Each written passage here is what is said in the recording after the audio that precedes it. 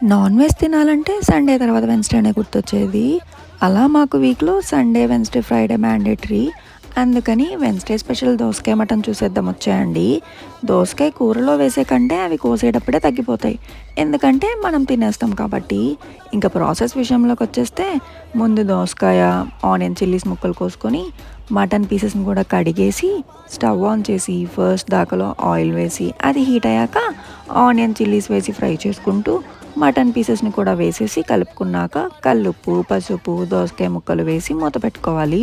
కొంతసేపు తర్వాత దోసకాయ మగ్గిపోతుంది కాబట్టి కారం, అల్లం వెల్లుల్లి పేస్ట్, తగినన్ని వాటర్ యాడ్ చేసుకొని కొంతసేపు ఉడికాక ఫైనల్‌గా కొత్తిమీర వేసుకొని కలుపుకుంటే దోసకాయ మటన్ కాంబినేషన్ రెడీ. అలానే మన ఛానల్‌లో నాన్ వెజ్ కాంబినేషన్‌వి లాంగ్ వీడియోస్ ఉన్నాయి. అవి కూడా చూసేయండి. అండ్ మీకు మటన్‌లో ఏ కాంబినేషన్ ఇష్టమో కామెంట్ చేయండి. బాయ్.